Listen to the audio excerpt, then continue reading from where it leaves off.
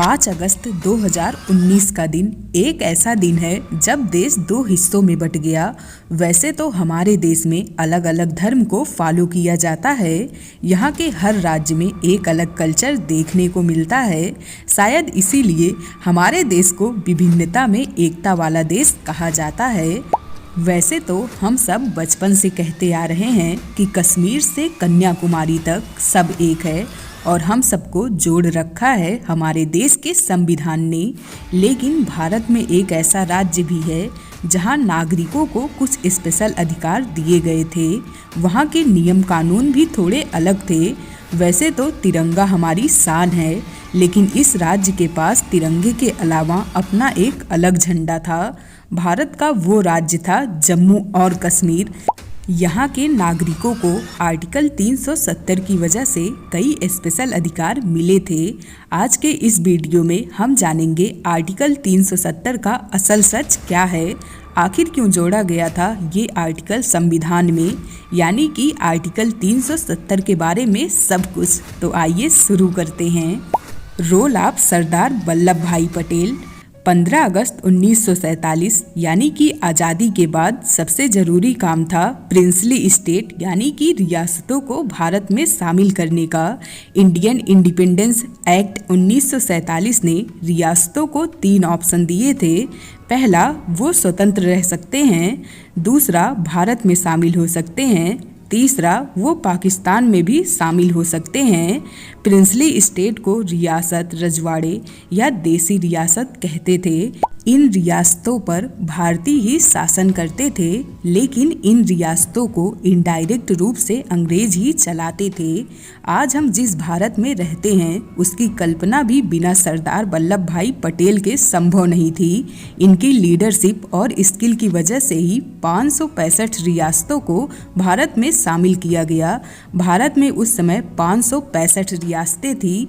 इसमें ग्वालियर, हैदराबाद, कश्मीर, बड़ौदा और मैसूर जैसी रियासतें शामिल थी।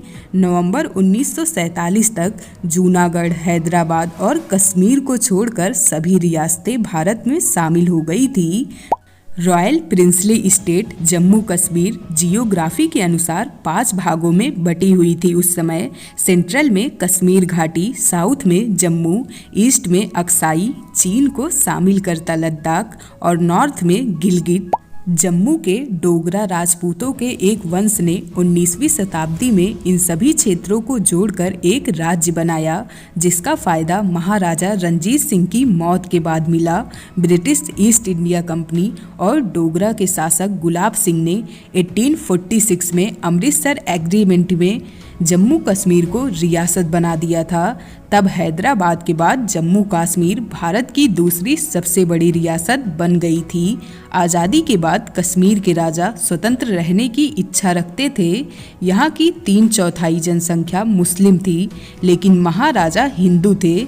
मुस्लिम मेजॉरिटी की वजह से जिन्ना सोचते थे कि कश्मीर पाकिस्तान में शामिल हो जाएगा।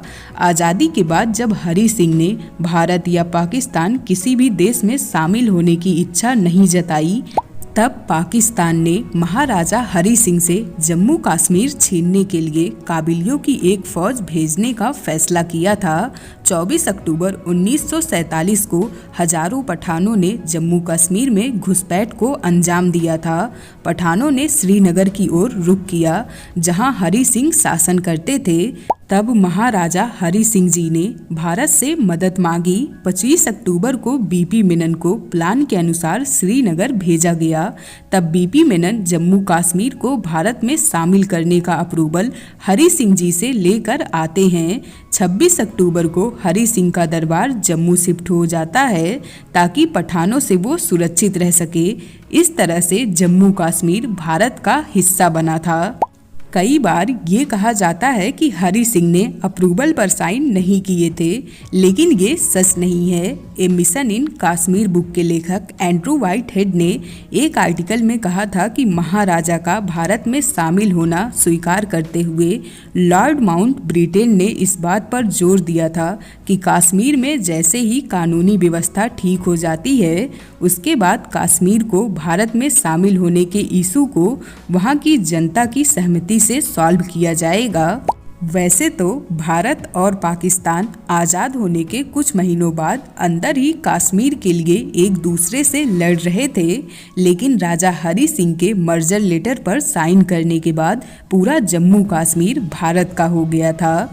बर्थ ऑफ आर्टिकल 370 एंड 35 से इन कश्मीर सभी रियासतों को भारत में मिलाने के साथ भारत का संविधान बनाने का काम भी शुरू हो गया था। यानी देश में लोकतंत्र की शुरुआत होने के बाद राजा प्रजा जैसा कुछ नहीं था, अब भारत की आम जनता ही राजा बन गई थी। लेकिन 25 नवंबर 1949 को संसद में गोपाल स्वामी अयंगर ने कहा था कि हम कश्मीर को एक नया आर्टिकल देना चाहते हैं। गोपाल स्वामी कॉन्स्टिट्यूएंट असेंबली के फाउंडिंग कमेटी मेंबर, राज्यसभा के नेता और भारत की पहली काउंसिल में मिनिस्टर थे। ये जम्मू कश्मीर के पीएम भी रह चुके थे। जब इनसे नया आर्टिकल देने की वजह पूछी गई तब इन्होंने कहा था कि आधे कश्मीर पर पाकिस्तान का कब्जा है और इस राज्य के साथ कई सारी समस्याएं हैं। इस राज्य की स्थिति दूसरे राज्यों की तुलना में अलग है। ऐसे में यहाँ एक नए आर्टिकल की ज़रूरत होगी क्योंकि जम्मू कश्मीर में पूरा संविधान अप्लाई नहीं किया जा सकता। इसके लिए टेम्परेरी रूप से आर्टिकल 370 लागू करना होगा। जब वहाँ की परेशानी खत्म होगी तब इसे हटा दिया जाएगा। कुछ देर के डिबेट के बाद ये आर्टिकल पास कर दिया जाता है। इसे भारतीय संविधान में सबसे लास्ट में जोड़ा गया था। ये भारतीय संविधान के 21वें पार्ट का 317वां आर्टिकल है। इस आर्टिकल के 3 सेक्शन हैं। इसमें 3rd सेक्शन में लिखा गया है कि भारत का राष्ट्रपति जम्मू कश्मीर की कॉन्स्टिट्यूएंट कमेटी की सलाह से आर्टिकल 370 को खत्म कर सकता था। खैर, अब संविधान सभा नहीं है तो ऐसे में प्रेसिडेंट की परमिशन लेने की भी कोई ज़रूरत नहीं थी। जब कोई आर्टिकल टेम्परेरी समय के लिए बनाया जाता है तो उसको सीज करने या हटाने के प्रोसेस के बारे में भी लिखा जाता है। तो इसमें लिखा गया था कि जब जम्मू कश्मीर में लोगों की ज़िंदगी नॉर्मल हो जाएगी तो इसे हटाया जा सकता है। इसी बीच 1952 में शेख अब्दुल्ला और जवाहरलाल नेहरू के बीच दिल्ली एग्रीमेंट हुआ था। शेख अब्दुल्ला जम्मू कश्मीर के पहले इलेक्टेड प्रधानमंत्री थे। दिल्ली एग्रीमेंट में जम्मू और कश्मीर के लोगों के लिए भारतीय सिटीजनशिप दे दी गई थी। इसी एग्रीमेंट के बाद ही 1954 को लास्ट सेक्शन 35 से संविधान में जोड़ा गया था। इसके बाद 1956 में जम्मू कश्मीर का संविधान बनाया गया था। आइए जानते हैं कि आखिर क्या है आर्टिकल 370 और 35 से। मार्च 1948 में हरि सिंह ने शेख अब्दुल्ला के साथ राज्य में एक अंतरिम सरकार नियुक्त की थी।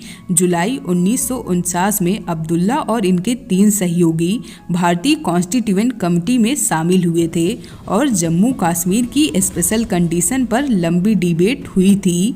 इसके बाद आर्टिकल 370 को एक्सेप्ट किया गया था। 26 जनवरी 1957 को जम्मू कश्मीर का संविधान लागू किया गया था, जिसके अनुसार संसद में जम्मू कश्मीर के बारे में केवल रक्षा, विदेश मामले और संचार के विषयों में कानून बनाने का अधिकार था, लेकिन और किसी मामले में कानून लागू करने के लिए केंद्र सरकार को राज्य सरकार से परमिशन लेनी पड़ती थी। भारत के प्रेसिडेंट के पास वहां के संविधान को डिसमिस करने का कोई अधिकार नहीं था। भारत के दूसरे राज्यों के लोग जम्मू कश्मीर में जमीन नहीं खरीद सकते थे। जम्मू कश्मीर के नागरिक भारत और कश्मीर दोनों जगह की सिटीजनशिप रखते थे। जम्मू कश्मीर का झंडा भी अलग था। सुप्रीम कोर्ट के सभी आदेश जम्मू कश्मीर पर लागू नहीं होते थे। जहां पूरे देश में विधायकी यानी कि लेजिस्लेटिव असेंबली का शासन 5 साल का होता है, वहीं जम्मू कश्मीर में ये 6 साल का होता था। कश्मीर में हिंदू और सिख माइनॉरिटी को 16% आरक्षण नहीं मिलता था। यदि जम्मू कश्मीर की कोई महिला भारत के किसी अन्य राज्य के व्यक्ति से शादी कर ले तो उस महिला की नागरिकता जम्मू कश्मीर से खत्म हो जाएगी। इसका उल्टा यदि वो पाकिस्तान के किसी व्यक्ति से शादी कर ले तो उस व्यक्ति को कश्मीर की नागरिकता दे दी जाएगी। जम्मू कश्मीर के लोगों का भारत के राष्ट्रीय ध्वज या राष्ट्रीय चिन्हों का सम्मान करना जरूरी नहीं था और ये सारे अधिकार सिर्फ आर्टिकल 370 की वजह से कश्मीर के लोगों को दिए जाते थे। वहीं आर्टिकल 35A के तहत जम्मू कश्मीर के परमानेंट नागरिकता कानून के जरिए नागरिकों के अधिकार डिसाइड किए जाते थे। जैसे 14 मई 1954 या इससे पहले 10 साल से जम्मू कश्मीर में रहने वाले और वहां ज़मीन हासिल करने वालों को ही जम्मू कश्मीर का परमानेंट सिटीजन बताया गया था और इन लोगों को स्पेशल अधिकार भी दिए गए थे। सिर्फ वहां के नागरिकों को ही वहां ज़मीन खरीदने, सरकारी नौकरी पाने और सरकारी स्कीम का फायदा मिलता था। वैसे समय के साथ आर्टिकल 370 में बदलाव भी हुए थे। जैसे कि 1965 तक वहां राज्यपाल और मुख्यमंत्री नहीं होते थे, उसकी जगह सदर ए रियासत और प्रधानमंत्री होते थे। इसे बाद में बदला गया था। ऐसा माना जाता है कि देश में विभाजन के समय आर्टिकल 370 की आड़ में बड़ी संख्या में पाकिस्तान से आए रिफ्यूजी को जम्मू कश्मीर की नागरिकता दे दी गई थी, लेकिन हिंदू और सिखों को नागरिकता नहीं दी गई। ऐसा माना जाता है कि आर्टिकल 35A की वजह से वहां हिंदू और मुसलमानों में भेदभाव किया जाता था, जिसको अब की कुछ फिल्में और वहां के कुछ लोग सही भी बताते हैं। वैसे तो 1989 तक जम्मू कश्मीर में कंडीशन ठीक थी, लेकिन जब राज्य तेजी से विकसित होने लगा और टूरिज्म भी वहां बढ़ने लगा, तब 1990 में कश्मीर की शांति खत्म होने लगी थी। कश्मीर से दिल दहला देने वाली तस्वीरें आने लगी थी। वहां आतंक का साया मंडराने लगा था। ऐसा कहा जाता था कि वहां कट्टरपंथियों और नेताओं ने डर और अशांति बनाए रखी है, क्योंकि वो नहीं चाहते कि वहां से आर्टिकल 370 और 35A को हटाया जाए। लेकिन 5 अगस्त 2019 का दिन जम्मू कश्मीर के लिए एक ऐतिहासिक दिन है। इसी दिन गृह मंत्री अमित शाह जी ने संसद में कश्मीर से आर्टिकल 370 और 35A को हटाने की घोषणा की थी। इसके बाद से ही जम्मू कश्मीर भी एक देश, एक विधान और एक संविधान के अंदर आता है। आर्टिकल 370 की आड़ में जम्मू कश्मीर में आतंक को बढ़ावा दिया जा रहा था, इसीलिए कश्मीर के विकास के लिए ये डिसीजन लेना जरूरी था। इस फैसले को जहां पूरी जनता का सपोर्ट मिल रहा था, वहीं विपक्षी पार्टी इस फैसले में खुश नहीं थे। जैसे कि महबूबा मुफ्ती ने इस फैसले को गलत बताया था। इस फैसले को इन्होंने इल्लीगल और अनकॉन्स्टिट्यूशनल कहा था। इन्होंने ट्वीट करके कहा था कि आज भारतीय लोकतंत्र का एक काला दिन है, जबकि वहीं पाकिस्तान की सोशल एक्टिविस्ट मलाला यूसुफजाई ने कहा था इससे कश्मीर में शांति बनी रह सकती है और पाकिस्तान को फालतू के कदम उठाने से बचना चाहिए। खैर, इस फैसले के बाद कश्मीर में काफ़ी कुछ बदल गया था। इस फैसले को लेने से पहले सरकार ने अपने लेवल पर काफ़ी समय पहले ही तैयारी शुरू कर दी थी। 3 अगस्त 2019 को राज्य सरकार ने अमरनाथ यात्रा को बीच में ही रोक दिया था और सभी यात्रियों को जम्मू कश्मीर छोड़ने के लिए कहा गया था। इसके साथ ही उस समय घाटी की स्थिति कंट्रोल में रहे, इसके लिए वहां पर फोर्स भी बढ़ा दी गई थी। इसके साथ ही जिस समय केंद्र सरकार ने ये फैसला लिया था, तब जम्मू कश्मीर में कई तरह के रिस्ट्रिक्शन लगाए गए थे। वहां फ़ोन, इंटरनेट, टीवी पर बैन लगाया गया था। कई क्षेत्र में धारा 144 लगाई गई थी। हाँ, लेकिन कुछ समय बाद ये रोकथाम हटा लिए गए थे। इस डिसीजन को लागू करने से पहले कई सारे नेताओं को नज़रबंद भी किया गया था, ताकि कोई प्रोटेस्ट ना हो सके। इस आर्टिकल को हटाए जाने के बाद कहा गया था अब कश्मीर में नई सुबह होगी और जम्मू कश्मीर में विकास देखने को मिलेगा। चेंज आफ्टर एंडिंग ऑफ 370 इन कश्मीर। मोदी जी ने इस फैसले के बाद कहा था जम्मू कश्मीर और लद्दाख में एक नए युग की शुरुआत हुई है। अब देश के सभी नागरिकों के हक भी समान हैं और सभी के दायित्व भी समान हैं। आर्टिकल 370 और 35 ने जम्मू कश्मीर को अलगाववाद, आतंकवाद, परिवारवाद और भ्रष्टाचार के अलावा कुछ नहीं दिया था। इसकी वजह से पिछले 3 दशक में लगभग 42,000 इनोसेंट लोगों को अपनी जान गंवानी पड़ी। जम्मू कश्मीर और लद्दाख का विकास उस तेजी से नहीं हो पाया जैसे होना चाहिए था। खैर, आज यानी कि 2024 में जम्मू कश्मीर से ये आर्टिकल हटे 5 साल होने वाले हैं। इस बीच इस राज्य में क्या क्या बदलाव हुए हैं उसे हम कुछ पॉइंट के जरिए समझ सकते हैं। जैसे कि अब दूसरे राज्य के लोग भी वहां ज़मीन खरीद सकते हैं। अब वहां भी तिरंगा ही फहराया जाता है। अब वहां डबल सिटीजनशिप नहीं है। वहां की पुलिस भी अब सेंट्रल गवर्नमेंट के कंट्रोल में आती है। आर्टिकल 370 के कारण जम्मू कश्मीर में वोट का अधिकार सिर्फ वहां के परमानेंट लोगों का था। दूसरे राज्य के लोग यहाँ वोटर नहीं बन सकते थे, ना ही इलेक्शन लड़ सकते थे। लेकिन अब भारत का कोई भी नागरिक वहाँ का वोटर बन सकता है और चुनाव भी लड़ सकता है। अब जम्मू कश्मीर यूनियन टेरिटरी बन चुका है। साथ ही आर्टिकल 370 हटने के बाद जम्मू कश्मीर विधानसभा वाला यूनियन टेरिटरी स्टेट बन चुका है। लद्दाख को अलग यूनियन टेरिटरी स्टेट बनाया गया है। यहाँ विधानसभा नहीं है। इसका एडमिनिस्ट्रेशन चंडीगढ़ से काम करता है। अब जम्मू कश्मीर और लद्दाख में भारतीय संविधान पूरी तरह से लागू होता है। इसके साथ ही अब जम्मू कश्मीर में भारत का कोई भी नागरिक जॉब पा सकता है। 2019 से पहले हर साल 5 दिसंबर को शेख अब्दुल्ला का जन्मदिन पब्लिक हॉलीडे की तरह सेलिब्रेट किया जाता था, लेकिन आर्टिकल 370 हटने के बाद इसे बंद कर दिया गया। इसके साथ ही शेख अब्दुल्ला नाम वाले कई सरकारी बिल्डिंगों के नाम भी बदल दिए गए। पिछले 4 सालों में कश्मीर में लोकल लेवल पर कई सारे बदलाव देखने को मिले हैं। कई सारे प्रोजेक्ट की शुरुआत की जा रही है। 2019 के बाद यहाँ भी 3 टियर पंचायती राज सिस्टम शुरू हो पाया है।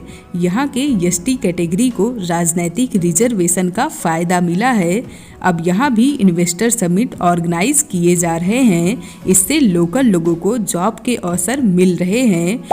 डोगरी, काश्मीरी और हिंदी यहाँ की ऑफिशियल भाषा है। इसके साथ ही घाटी में जो लोग आतंकवाद को सपोर्ट कर रहे थे, सरकार उन पर भी नज़र रख रही है। जम्मू कश्मीर के लोगों को बिजली, पानी, रोड, स्वास्थ्य और शिक्षा जैसी बेसिक ज़रूरतें पूरी करी जा रही हैं। वैसे तो देश में 19 साल के कुल एक्सपोर्ट में जम्मू कश्मीर की भागीदारी लगभग 80% है। सेंट्रल गवर्नमेंट ने न्यू इंडस्ट्रियल डेवलपमेंट प्लान में हैंडीक्राफ्ट और हैंडलूम सेक्टर पर भी ध्यान दिया है। इसके साथ ही Kashmiri carpet, wooden counselling, phulkari, Basohli painting जैसी आदि पारंपरिक चीज़ों पर भी काम चल रहा है, ताकि इन प्रोडक्ट को इंटरनेशनल मार्केट में बेचा जा सके। इसके साथ ही सरकार जम्मू कश्मीर के युवाओं के लिए भी कई सारे कदम उठा रही है, जैसे कि सिविल सर्विसेज कॉम्पिटिटिव एग्ज़ाम की कोचिंग के लिए जम्मू और श्रीनगर में मॉडर्न कोचिंग सेंटर बनाए गए हैं। फिलहाल हम उम्मीद कर सकते हैं कि कश्मीर जैसा सुंदर, शांत और विकासशील आज है, वैसे ही आगे भी रहेगा। कॉन्क्लूजन: अब पूरे देश में एक देश, एक विधान और एक संविधान का सपना सच हुआ है। 2019 के बाद से यहाँ पर काफ़ी सारे सकारात्मक बदलाव देखने को मिले हैं, जैसे कि जब से वहाँ की सरकार ने ऑर्डर पास किया है कि जो लोग पत्थरबाजी या किसी भी एंटी नेशनल एक्टिविटी में शामिल होंगे उनको पासपोर्ट जारी नहीं होंगे। गवर्नमेंट जॉब और सुरक्षा बल में भी उनके लिए कोई जगह नहीं होगी। तब से एक रिपोर्ट के अनुसार 2016 में 2653 पत्थरबाजी के इंसिडेंट कश्मीर में हुए थे, जो ये नियम लाने के बाद घटकर सिर्फ 255 रह गए थे। इसके अलावा घाटी में आतंकवादी गतिविधियां भी कम हुई हैं। पहले कश्मीर के युवा पढ़ने की जगह आतंकवाद के दलदल में फंस जाते थे, लेकिन 2019 के बाद हालात तेजी से बदल रहे हैं। इन 5 सालों में यहाँ 2 AIIMS, 11 government medical college, 8 nursing college, 2 cancer institute, IT park सहित कई सारे प्रोजेक्ट पूरे हुए हैं। और फाइनेंशियल एक्सप्रेस की एक रिपोर्ट के अनुसार भारत सरकार की ओर से PMEGP स्कीम के जरिए 80,000 करोड़ रुपए जारी हो चुके हैं। इस फंड से वहां IIT, IIM जैसे इंस्टीट्यूट भी बनाए जा रहे हैं। इन 5 सालों में जम्मू कश्मीर सरकार ने 100% घरों में बिजली देने का सपना सच किया है। इसी के साथ हम सभी भाग्यशाली हैं कि कश्मीर जैसा सुंदर राज्य हमारे देश का हिस्सा है। हम सभी को यही उम्मीद करनी चाहिए कि कश्मीर ऐसे ही भारत का शीश बना रहे, वहाँ की शांति बरकरार रहे और हर सुबह कश्मीर को एक नई ऊंचाइयों पर लेकर जाए। इसके साथ ही अगर ये वीडियो अच्छी लगी हो तो लाइक, शेयर और सब्सक्राइब करना ना भूलें। और आगे की वीडियो आप किस टॉपिक पर देखना चाहते हैं, तब तक के लिए थैंक यू फॉर वॉचिंग। खुद को बेहतर बनाते रहिए।